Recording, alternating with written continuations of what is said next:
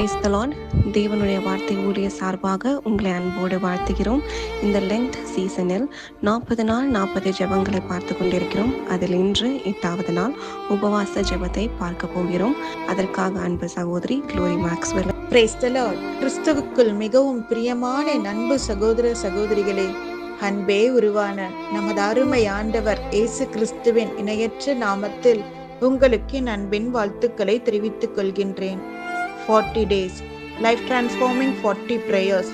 40 நாட்கள் நம் வாழ்வை மறுரூபமாக்கும் 40 ஜெபங்கள் என்ற தலைப்பில் 8ஆம் நாள் தியானமாக ஜெபத்திலே மிகவும் வல்லமையுள்ள உபவாச ஜெபத்தை குறித்து தியானித்து நாம் ஜெயம் பெற்றவர்களாக வாழப் போகின்றோம். ஜெபமும் உபவாசமும் ஜெயமுள்ள கிறிஸ்தவ ஜீவியத்தின் அஸ்திபாரம் ஆகும். வெற்றியுள்ள கிறிஸ்தவ வாழ்க்கைக்கு நம்முடைய நீண்ட நாட்கள் கேட்கப்படாத ஜெபங்கள் கேட்கப்பட உபவாசம் இருந்து ஜெபம் செய்வது நல்லது. உபவாச ஜெபம் ஒன்றே சத்துருக்களின் சகல வல்லமைகளையும் துர்க்கிரியைகளையும் முறியடிக்கும். சரி, உபவாச ஜெபம் என்றால் என்ன? சிலர் சாப்பிடாமல் உணவை கட்டுப்படுத்துவதே உபவாசம் என்று நினைத்து கொண்டு சாப்பிடாமல் இருக்கின்றனர். இன்னும் சிலர் உபவாச நேரத்தை மற்ற வீட்டு வேலைகளிலும் வெளி வேலைகளிலும் பேசிக்கொண்டிருப்பதிலும் செலவு செய்கின்றனர். இப்படியாக நாம் செய்கிறதால் நாம் உபவாசம் இருப்பதே வீணாகி விடுகிறது. மற்றவர்கள் இருப்பதை போல அது வெறும் விரதம் போல ஆகிவிடுகிறது. இன்றைக்கு கிறிஸ்தவர்கள் மட்டுமல்ல, உலக பிரகாரமான துறவிகள், சாதுக்கள், சந்நியாசிகள் எவ்வளவாய் உபவாசித்து தங்களுடைய சரீரத்தை ஒடுக்குகிறார்கள். இந்தியாவின் சுதந்திரத்திற்காக தேச தலைவர்கள் பல நாட்கள் சாப்பிடாமல் பட்டினி போர் இருந்தனர். இன்றைக்கு பல இடங்களில் தொழிலாளர்கள், விவசாயிகள் தங்கள் கோரிக்கைகள் நிறைவேற பல நாட்கள் சாப்பிடாமல் உண்ணாவிரதம் இருந்தனர். ஒரு சிலரிடம் இன்றைக்கு சாப்பிட்டீர்களா என்று கேட்டால் ஃபாஸ்டிங்னு சொல்லுவாங்க. ஜெபம் பண்ணீங்களான்னு கேட்டா நேரமே இல்லைன்னு சொல்லுவாங்க. ஜெபம் பண்ண நேரம் இல்லையா? அதிக வேலை இருக்கா? அன்னைக்கு ஃபாஸ்டிங் இருக்காதீங்க, நல்லா சாப்பிட்டுட்டு நம்ம வேலையை பார்க்கலாம். உணவை தவிர்ப்பது மட்டுமல்ல, ஊக்கமாய் ஜெபிக்க வேண்டும். ஜெபத்திற்கு அதிக நேரம் நாம் செலவிட்டே ஆக வேண்டும். டாக்டர் கிறிஸ்டியன் என்ற அருமையான ஒரு ஊழியக்காரர், அவர் எப்போதும் சொல்வார், உபவாசம் இருந்து நாம் ஜெபிக்காமல் இருந்தால் அது வெறும் பட்டினி என்று சொல்வார். உபவாசம் என்ற வார்த்தையை நாம் பிரித்தால் உப பிளஸ் வாசம் என்று வரும். உப என்றால் ஏற்றது அல்லது உபயோகமானது என்று சொல்லலாம். வாசம் என்றால் உபயோகமானதை பெற்றுக் கொள்கின்ற தேவனுடைய சமூகம். நமக்கு எல்லாவற்றிலும் நல்ல ஒரு முன்மாதிரியாக இருக்கின்ற ஆண்டவராகிய இயேசு கிறிஸ்து உபவாசித்து ஜெபிப்பதற்கும் நல்ல ஒரு முன்மாதிரியாக எடுத்துக்காட்டாக விளங்குகின்றார். மத்தேயு 4:1-2 வாசித்தோமானால், அவரது ஊழியத்தின் ஆரம்பத்தில் இரவும் பகலும் 40 நாட்கள் உபவாசித்து ஜெபித்தார் என்று பார்க்கலாம். அதனால் உபவாசம் என்று இருந்தால் நாம் ஜெபிக்க வேண்டும் என்றே வேதம் சொல்கிறது. வெறுமனே உபவாசிக்க மட்டும் சொல்லவில்லை. சரி, முதலாவது நாம் எப்படி உபவாசித்து ஜெபிக்க வேண்டும்? எத்தனை நாட்கள் அல்லது எத்தனை வேளை நான் உபவாசித்து ஜெபிப்பது என்ற கேள்வி பலருடைய மனதில் இருக்கும். இதற்கு திட்டமான ஒரு பதில் வேதத்தில் இல்லை. உபவாச ஜெபம் என்பது நம்முடைய விருப்பத்தின்படியும் ஆவியானவருடைய உந்துதலின்படியும் அமையக்கூடியது. ஒருவேளை அல்லது இருவேளை உணவை தவிர்த்தல், 3 நாட்கள் சாப்பிடாமல் தண்ணீர் மட்டும் குடித்தல், காலை ஒருவேளை உணவை மட்டும் தவிர்த்தல், இப்படியான தீர்மானங்களை நாம் தான் தேவனுடைய வழி நடத்துதலோடு தீர்மானம் செய்ய வேண்டும். இது நம்முடைய மன உறுதியையும் அவரவரது சூழ்நிலைகளையும் நெருக்கங்களையும் நம்முடைய சரீர சுகத்தையும் சார்ந்தது. எஸ்தர் 4:14 பார்த்தோம் என்றால், எஸ்தர் ராஜாத்தி 3 நாட்கள் இரவும் பகலும் உபவாசித்து ஜெபித்தார்கள். யூத ஜனங்கள் பெரிய அழிவிலிருந்து காப்பாற்றப்பட்டார்கள். தானியேல் 10ஆம் அதிகாரத்தில் பார்த்தோம் என்றால், தானியேல் தேவனிடத்திலிருந்து வெளிப்பாடுகளை பெற்றுக்கொள்ள 21 நாட்கள் உபவாசித்து ஜெபித்தார். 2 நாளாகமம் 20:3 யோசபாத் ராஜா உபவாசத்தோடு ஒரு மனதோடு கர்த்தரை தேடினார், பெரிய யுத்தத்தில் வெற்றி பெற்றார். 2 சாமுவேல் 12:10-17 சொல்கிறது, தாவீது சுகவீனமாகி மரண தருவாயில் இருந்த தன் பிள்ளைக்காக 7 நாட்கள் உபவாசித்து ஜெபித்தார். ஒரு புதிய காரியத்தை தொடங்க, ஒரு புதிய தீர்மானத்தை எடுக்க மோசே, எலியா, இயேசு கிறிஸ்துவும் கூட 40 நாட்கள் உபவாசம் இருந்தனர். இப்படி பல உதாரணங்கள் நமக்கு வேதத்தில் கொடுக்கப்பட்டிருக்கின்றது. ஒரு நாள் உபவாசமோ, ஒருவேளை உணவை தவிர்த்து உபவாசமோ நாம் ஜெபித்து தீர்மானம் எடுக்கிறது மாத்திரமல்ல, உபவாசம் இருக்கின்ற அந்த நாளில் நாம் எதற்காக உபவாசம் இருக்கின்றோமோ அந்த காரியத்திற்காக தேவ சமூகத்தில் காத்திருந்து பாரத்தோடு ஜெபிக்க வேண்டியதும் அவசியம். உபவாசித்து ஜெபிக்கும் முறை. மத்தேயு 6:16, 17, 18 நாம் பார்த்தோம் என்றால், நீங்கள் உபவாசிக்கும் போது என்றும், அடுத்ததாக நீயோ உபவாசிக்கும் போது என்ற வார்த்தைகள் 2 விதமான உபவாசத்தை குறிக்கின்றது. ஒன்று தனிப்பட்ட உபவாச ஜெபம், மற்றொன்று குழுவாக ஐக்கியமாக கூடி ஏறெடுக்கின்ற உபவாச ஜெபம். நாம் தனித்து உபவாசிக்கும் போது நம்முடைய தனிப்பட்ட தேவைகளுக்காக, நம்முடைய குடும்பத்திற்காக, மாறாத தீராத பிரச்சனைகளுக்காக, நம்முடைய பிள்ளைகளுடைய எதிர்காலத்திற்காக, அவர்களுடைய தேவைகளுக்காக, நம்முடைய சுகத்திற்காக, நமக்கு தெரிந்தவர்கள் வேண்டியவர்களுக்காக நாம் ஜெபிக்கின்றோம். வேதத்தில் பார்த்தோம் என்றால், தானியேல் தீர்க்கதரிசி கடைசி நாட்களில் சம்பவிக்க போகிறதை, தேவனுடைய வழிநடத்துதலை அறியும்படி 21 நாட்கள் தனித்து உபவாசித்து ஜெபித்தார். தாவீது தன் மகனுக்காக 7 நாட்கள் தனித்து உபவாசித்து ஜெபித்தார். இயேசு கிறிஸ்து, எலியா, மோசே இவர்கள் எல்லாரும் 40 நாட்கள் தேவனுடைய திட்டத்தை, தேவனுடைய ஊழியத்தை தொடங்குவதற்கு முன்பாக 40 நாட்கள் தனித்து உபவாசித்து ஜெபித்தனர். இரண்டாவதாக குழுவாக ஐக்கியமாக உபவாசித்து ஜெபிக்கும் போது பொதுவான காரியங்களை ஆண்டவரிடம் கேட்கின்றோம். நம்முடைய தேசத்திற்காக, நாட்டு தலைவர்களுக்காக, சபைகளுக்காக, ஊழியங்களுக்காக, நம்முடைய சமுதாயத்தில் மாறாத தீராத பிரச்சனைகளுக்காக குழுவாக நாம் தேவனுடைய சமூகத்தில் கூடி ஆண்டவரிடத்தில் போராடி ஜெபித்து பதிலை பெற்றுக் கொள்கின்றோம். வேதத்தில் நாம் பார்த்தோம் என்றால், எஸ்தர் 4:16 எஸ்தர் ராஜாத்தி தன் தாதிமார்களோடு சேர்ந்து 3 நாட்கள் தன் ஜனத்தின் விடுதலைக்காக ஜெபம் செய்தாள். யோசபாத் ராஜா தன் தேசத்திற்கு விரோதமாக எதிராளிகள் போரிட வந்தபோது தன் ஜனத்தார் அனைவரோடும் கூடி உபவாசித்து ஜெபித்தார்.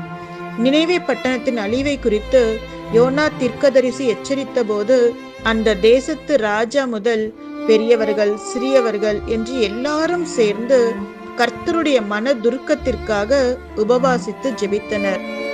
தானியேல் நேபுகாத் நேச்சாரனுடைய கனவை அறிந்து கொள்ளும்படியாக, அந்த சொப்பனத்திற்கு ஒரு வெளிப்பாடை பெற்றுக் கொள்ளும்படியாக தானியேலும் அவருடைய நண்பர்கள் சாத்ராக், மேஷாக், ஆபேத்நேகோ கூடி ஜெபித்தனர் என்று சொல்லி நாம் பார்க்கலாம். இப்படி குழுவாக ஐக்கியமாக கூடி ஜெபிக்கும் போது நம்மிடம் இருக்க வேண்டிய மிக முக்கியமான ஒரு காரியம் ஒரு மனம். வேதம் சொல்கிறது, எங்கு ஒரு மனம் உண்டோ அங்கு விடுதலை உண்டு. அடுத்தது கேட்பதை பெற்றுக்கொள்வோம் என்ற விசுவாசம். நீங்கள் விசுவாசம் உள்ளவர்களாய் ஜெபத்திலே எவைகளை கேட்பீர்களோ அவைகளை பெற்றுக்கொள்வீர்கள் என்று வேதம் சொல்கின்றது.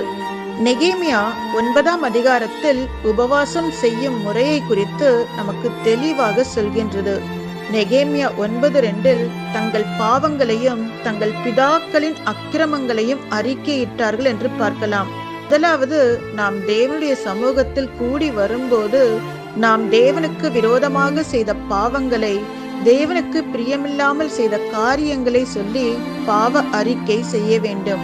வேதத்தில் எஸ்ரா உபவாசித்து ஜெபிக்கும் போது தன்னுடைய பாவங்களுக்காக மாத்திரமல்ல, தன் தேசத்தின் பாவங்கள் நீங்கும்படியாகவும் உபவாசித்து ஜெபித்தார். எஸ்ரா 10:6 சொல்கிறது, அவன் சிறையிருப்பிலிருந்து வந்தவர்களுடைய குற்றத்தின் நிமித்தம் அப்பம் புசியாமலும் தண்ணீர் குடியாமலும் துக்கித்துக் கொண்டிருந்தான். சங்கீதம் 66:18 சொல்கிறது, என் இருதயத்தில் அக்கிரம சிந்தை கொண்டிருந்தேனானால் ஆண்டவர் எனக்கு செவி கொடார். ஆதலால் கர்த்தர் நம்முடைய ஜெபங்களுக்கு பதில் கொடுக்க வேண்டுமானால் நம்முடைய பாவம் தடையாயிருக்க கூடாது. நமக்கு யார் மீதாவது கசப்பு, வெறுப்பு, கோபம், பகை, எரிச்சல் எது இருந்தாலும் சரி, கர்த்தரிடத்தில் அறிக்கை செய்து முதலாவது பாவ மன்னிப்பை பெற வேண்டும். இரண்டாவது, நெகேமியா 9:3 சொல்கிறது, அப்பொழுது ஒரு ஜாமம் மட்டும் தேவனாகிய கர்த்தருடைய நியாய பிரமாண புஸ்தகம் வாசிக்கப்பட்டது. வேத புத்தகத்தை கருத்தாய் வாசிக்க நாம் சில மணி நேரத்தை ஒதுக்க வேண்டும். நீதிமொழிகள் 28:9 வேதத்தை கேளாதபடி தன் செவியை விலக்குகிறவனுடைய ஜெபம் கர்த்தருக்கு அருவருப்பானது என்று சொல்லப்பட்டிருக்கிறது. நம்முடைய ஆண்டவர் ஜெபத்தை கேட்கிறவர் என்பது உண்மைதான். ஆனால் நம்முடைய ஜெபத்தில் அற்புதங்களை காண வேண்டுமானால் அதற்கு நம்முடைய விசுவாசம் மிகவும் முக்கியம். அந்த விசுவாசத்தை நாம் பெற்றுக்கொள்கின்ற ஒரு வழிதான் வேத வசனங்கள். ரோமர் 10:17 சொல்கிறது, விசுவாசம் கேள்வியினாலே வரும், கேள்வி தேவனுடைய வசனத்தினாலே வரும். நமக்குள்ளே ஆண்டவரை குறித்த அசைக்க முடியாத விசுவாசத்தை கொண்டு வருவது தேவன் நமக்கு அருளிய வேத வசனங்கள் தான். ஆனால் அநேகர் உபவாசித்து ஜெபிக்கும் போது பாட்டு பாடி ஆராதனை செய்வார்கள். நம்முடைய தேவைகளை எல்லாம் ஆண்டவரிடத்தில் சொல்லி ஜெபிப்போம். ஆனால் நாம் வேதத்தை அதிகமாக படிப்பதில்லை, தியானிப்பதில்லை. வேத வசனங்கள் நமக்குள் விசுவாசத்தை கொண்டு வருகிறது மாத்திரமல்ல, பிரச்சனைகளை கண்டு சோர்வடைந்திருக்கின்ற நம்மை அவருடைய வார்த்தைகள் பலப்படுத்துகின்றது, உயிரடைய செய்கின்றது. அடுத்ததாக நெகேமியா 9:5 சொல்கிறது, ஜனங்கள் எல்லாரும் எழுந்திருந்து அனாதியாக என்றென்றைக்கும் இருக்கிற கர்த்தரை ஸ்தோத்தரித்தார்கள். நம்முடைய தேவன் துதிகளின் மத்தியில் வாசம் செய்கின்றவர். அவர் துதியில் பிரியப்படுகின்றவர். அவர் ஒருவர் மாத்திரம்தான் துதிக்கு பாத்திரர், ஆராதனைக்குரியவர். நம் ஆண்டவர் சமூகத்தில் கூடி வரும்போது அவர் நம்முடைய வாழ்க்கையில் செய்த ஒவ்வொரு நன்மைகளையும் உபகாரங்களையும் சொல்லி துதிக்க வேண்டும். அவருடைய நாமத்தை உயர்த்த வேண்டும். அடுத்ததாக நெகேமியா 9:36-38 பார்த்தோம் என்றால், இஸ்ரவேல் ஜனங்கள் உபவாசித்து தங்களுடைய தேவைகள் சந்திக்கப்பட ஜெபிக்கின்றதை பார்க்கலாம். மத்தேயு 6:11 நாம் பார்த்தோம் என்றால், மத்தேயு 6:11 கர்த்தர் நமக்கு கற்பித்த ஜெபத்தில் கூட எங்களுக்கு வேண்டிய ஆகாரத்தை இன்று எங்களுக்கு தாரும் என்று நம்முடைய தேவைகளுக்காக ஜெபிக்க ஆண்டவர் நமக்கு கற்றுக் கொடுத்திருக்கின்றார். கேளுங்கள், அப்பொழுது உங்கள் சந்தோஷம் நிறைவாய் இருக்கும்படி பெற்றுக்கொள்வீர்கள் என்று கர்த்தர் நமக்கு வாக்கு பண்ணி இருக்கின்றார். நம்முடைய தேசத்தின் எழுப்புதலுக்காக, நம்மை ஆளுகின்ற தலைவர்களுக்காக, நம்முடைய சபைக்காக, ஊழியர்களுக்காக, நம்முடைய குடும்பத்தின் தேவைகளுக்காக, பிள்ளைகளுடைய ஞானத்திற்காக, அவர்களுடைய எதிர்காலத்திற்காக, சுகத்திற்காக, பொருளாதார ஆசீர்வாதங்களுக்காக, ஆவிக்குரிய ஆசீர்வாதங்களுக்காக, இப்படி நம்முடைய எல்லா தேவைகளுக்காகவும் தேவனிடத்தில் கேட்கும் போது அவர் நிச்சயம் செய்வார். அடுத்ததாக நம்முடைய உபவாச ஜெபம் ஒரு நோக்கத்தோடு இருக்க வேண்டும். நம்முடைய உபவாச ஜெபம் ஒரு குறிப்பிட்ட நோக்கத்திற்காக இருக்க வேண்டும். தெளிவு இல்லாத ஜெபமாக இருக்கக்கூடாது. எதற்காக ஃபாஸ்டிங் இருக்கீங்கன்னு கேட்டா, சும்மா இருக்கேன், தெரியாது என்று நாம் சொல்லக்கூடாது. ஒருவேளை மற்றவர்களுக்கு தெரியக்கூடாமல் இருக்கலாம். ஆனால் உபவாசித்து ஜெபிக்கின்ற உங்களுக்கு ஒரு தெளிவான காரணம் இருக்க வேண்டும். எஸ்ரா 8:21 இஸ்ரவேல் ஜனங்கள் தங்கள் தேவைகளுக்காக, ஆசீர்வாதத்திற்காக உபவாசம் இருந்தனர். மத்தேயு 17:21 பிசாசின் தந்திரங்களை எதிர்த்து நிற்க உபவாசித்து ஜெபிக்க வேண்டும். கர்த்தருடைய சித்தத்தை அறிய தன் எதிர்கால வாழ்வை குறித்த ஆலோசனையை அனனியா சொல்லும் வரைக்கும் 3 நாட்கள் பார்வை இல்லாதவராய் புசியாமலும் குடியாமலும் சவுல் உபவாசம் இருந்தார் என்று அப்போஸ்தலர் 9:9 பார்க்கலாம். மேலும் நாம் முன்பே பார்த்ததைப் போல அன்னாள் பிள்ளை பாக்கியத்திற்காக ஜெபித்தார். தானியேல் வெளிப்பாடுகளுக்காக ஜெபித்தார். எசேக்கியா சுகத்திற்காக ஜெபித்தார். நினிவே மக்கள் பாவ மன்னிப்பிற்காக ஜெபித்தனர். யோசபாத் யுத்தத்திலே வெற்றியை காண ஜெபித்தார். மோசே, எலியா தேவனுடைய வழிநடத்துதலுக்காக ஜெபித்தனர். இப்படி நாம் எதற்காக உபவாசித்து ஜெபிக்கிறோம் என்பதற்கு ஒரு நோக்கம், காரியம், காரணம் இருக்க வேண்டும். நீண்ட நாள் தாமதிக்கின்ற நன்மைகள் கிடைக்க, பிள்ளைகளுடைய முரட்டாட்டமான குணங்கள் மாற, வேலைக்காக, திருமணத்திற்காக, பிள்ளை பாக்கியத்திற்காக இப்படி நாம் கருத்தோடு ஜெபிக்கும் போது நாம் ஜெபிக்கின்ற அந்த காரியத்தில் நிச்சயம் நம்மால் ஜெயத்தை பார்க்க முடியும். சரி, உபவாச ஜெபத்தினால் நாம் பெற்றுக்கொள்கின்ற ஆசீர்வாதங்களை குறித்து வேதம் என்ன சொல்கிறது தெரியுமா? உபவாச ஜெபத்தினால் கிறிஸ்தவ வாழ்க்கையில் நாம் ஜெயம் பெற முடியும். 2 நாளாகமம் 20:3-4 20ஆம் அதிகாரம் 13 வசனங்களில் பார்த்தோம் என்றால், இங்கு உபவாசித்து ஜெபித்தது புருஷர் மட்டுமல்ல, மனைவிகள் மட்டுமல்ல, குழந்தைகளும் கூட உபவாசம் இருந்தார்கள். யோசபாத் மிகப்பெரிய ராஜாவாக இருந்தாலும் அவருக்கு முன்பாக இருந்த அந்த யுத்தத்தை அவர் சந்திக்க பயப்பட்டார். ஆனாலும் அவர் தன்னுடைய பயம், பலவீனம், தன்னுடைய பிரச்சனை எல்லாவற்றையும் தேவனிடம்தான் கூறினார். மற்ற மனிதர்களுடைய உதவியை அவர் நாடவில்லை. 2 நாளாகமம் 20:12 சொல்கிறது, எங்கள் தேவனே, எங்களுக்கு விரோதமாக வந்த இந்த ஏராளமான கூட்டத்திற்கு முன்பாக நிற்க எங்களுக்கு பலனில்லை. நாங்கள் செய்ய வேண்டியது இன்னதென்று எங்களுக்கு தெரியவில்லை. ஆகையால் எங்கள் கண்கள் உம்மையே நோக்கி இருக்கிறது என்றார். யோசபாத் ஜெபித்த போது தேவன் அவருக்கு, இந்த யுத்தம் உங்களுடையது அல்ல, என்னுடையது என்றார். ஆம், நாம் உபவாசித்து ஜெபிக்கும் போது நம்முடைய பிரச்சனைகளை, நம்முடைய தேவைகளை, நம்முடைய எதிர்பார்ப்புகளை தேவனே பொறுப்பெடுத்துக் கொள்வார். யோசபாத்திற்கு விரோதமாக யுத்தம் செய்யும்படியாய் வந்தவர்களை ஒருவருக்கு விரோதமாய் ஒருவரை கர்த்தர் எழும்ப பண்ணினதினால் யோசபாத்திற்கு விரோதமாக வந்தவர்கள் வந்த வழி தெரியாமல் ஓடியே போனார்கள். அடுத்தது, உபவாச ஜெபத்தினால் நமக்கு பாதுகாப்பு உண்டாகும். எஸ்தர் 4:16 சொல்கிறது, எஸ்தரும் அவளுடைய தாதிமார்களும் யூத ஜனங்கள் எல்லாரும் 3 நாட்கள் புசியாமலும் குடியாமலும் உபவாசம் இருந்தார்கள். யூதர்களை அழிக்கும்படியாக ராஜாவினிடத்தில் பொல்லாத ஆமான் உத்தரவு பெற்றிருந்தான். ஆனால் இவர்களுடைய ஜெபம் என்ன செய்தது தெரியுமா? எஸ்தர் 6:1 சொல்கிறது, அந்த தேசத்து ராஜாவை தூங்க விடவில்லையாம். தூக்கம் வராததினால் ராஜா நாளாகம புஸ்தகத்தை கொண்டு வர சொல்லி வாசிக்கும்படி சொன்னார். அதில் யூதனாகிய மொர்தெகாய் தன்னை தீங்கிலிருந்து காப்பாற்றியதை பற்றி எழுதியிருந்தது. அவனுக்கு தான் ஒன்றும் செய்யவில்லை என்று அறிந்து கொண்டார். மேலும் எஸ்தரும் துணிந்து யூதருக்கு நேரிடப் போகிற அழிவை குறித்து சொன்னபோது யூத குலம் பேரழிவிலிருந்து காப்பாற்றப்பட்டது. ஆம், நம்முடைய உபவாச ஜெபம் நமக்கு தீங்கு செய்ய நினைப்பவர்களை தூங்க விடாது. உங்களுக்கு நிச்சயம் நியாயம் கிடைக்கும்படி செய்யும், உங்களை பாதுகாக்கும். இன்றைக்கு எந்தெந்த காரியத்தில் உங்களுக்கு அநீதி நடந்து கொண்டிருக்கின்றது, நீதி நடக்கவில்லை என்று சொல்லி நீங்கள் வேதனையோடு இருக்கின்றீர்கள், உபவாசித்து ஜெபித்து பாருங்கள். உங்களுக்கு நீதி கிடைக்கும் வரை அவர்களுக்கு தூக்கமே வராது.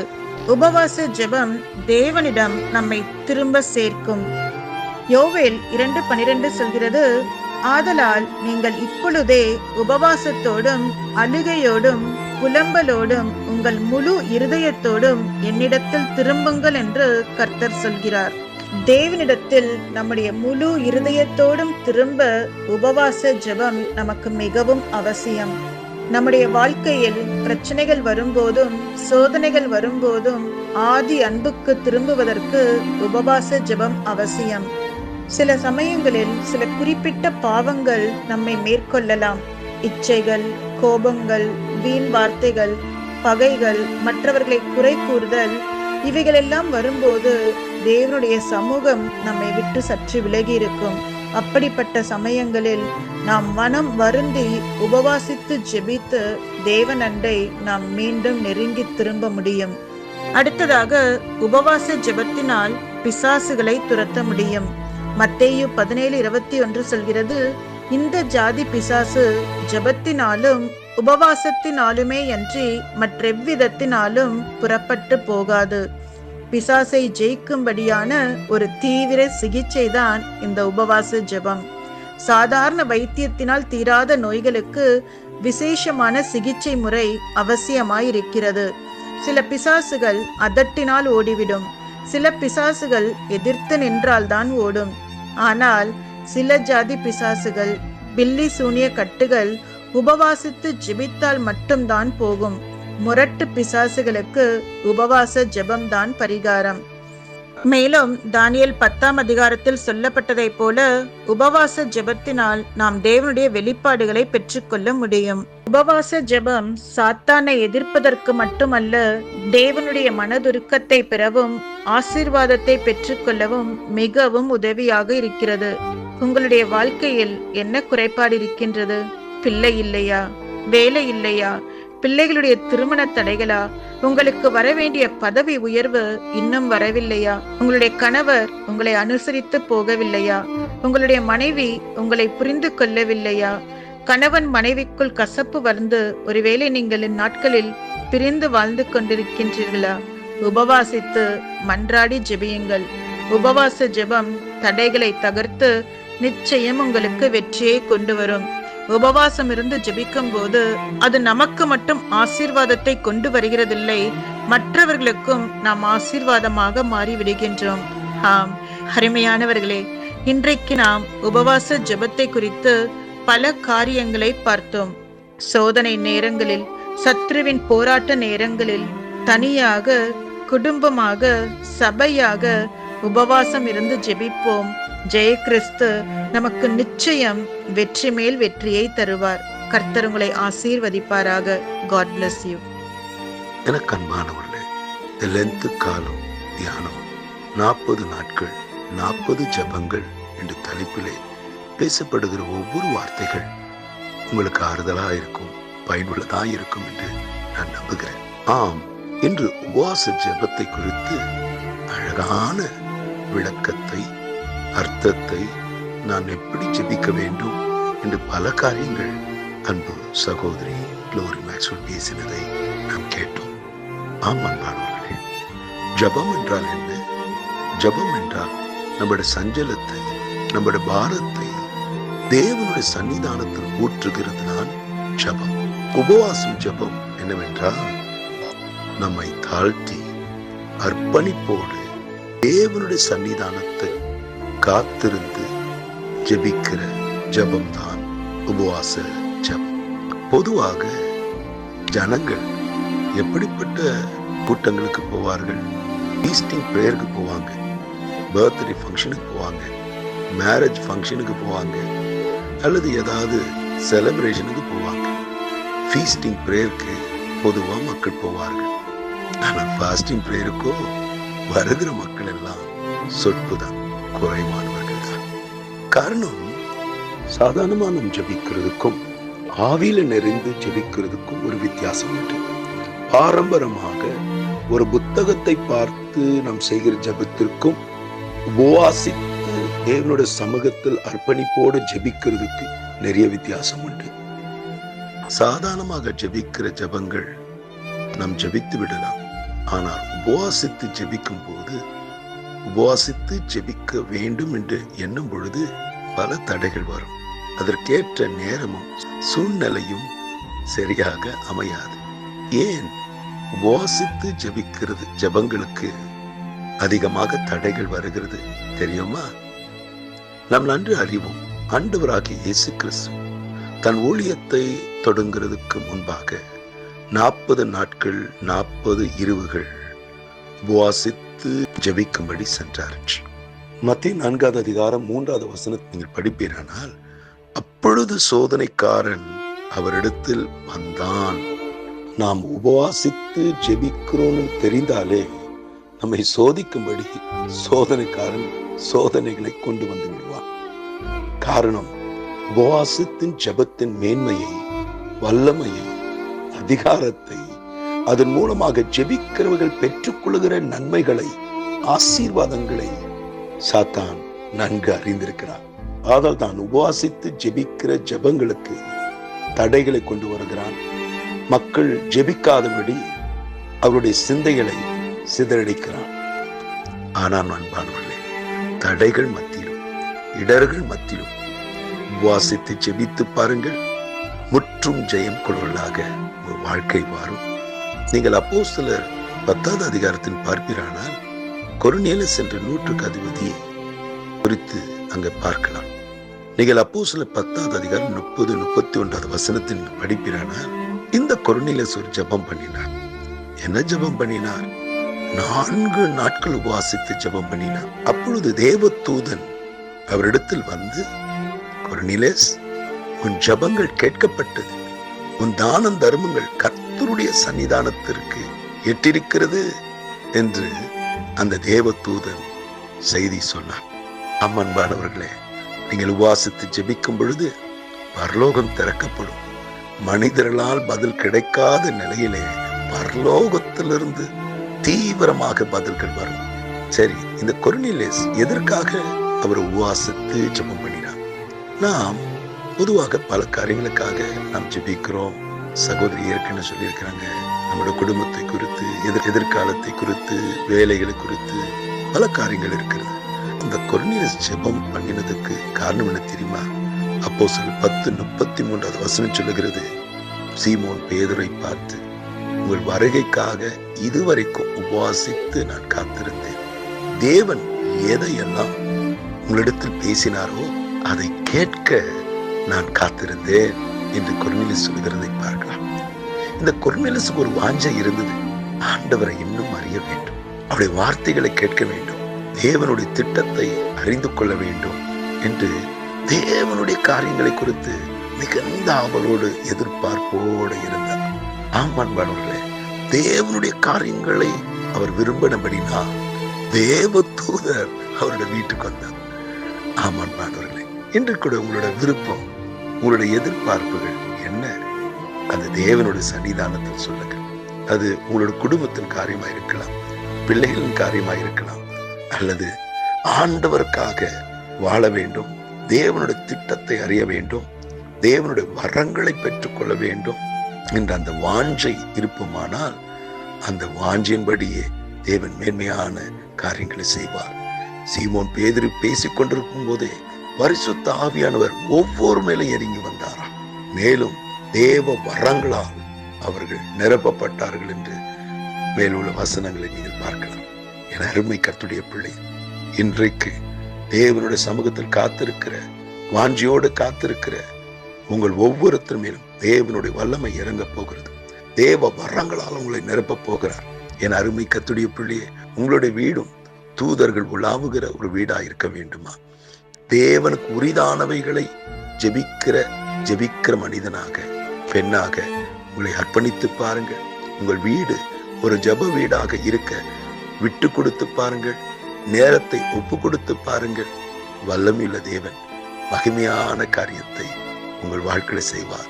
உங்களை ஆசீர்வதிக்கிறது மாத்திரமில்லை, உங்களை கொண்டு அநேகரை ஆசீர்வதிப்பார். இதை குறித்து யோசிப்போம், சிந்திப்போம், செயல்பட ஒப்பு கொடுப்போம். நாம் ஜெபிக்கலாமா? கண்களை மூடி ஜெபிப்போம்.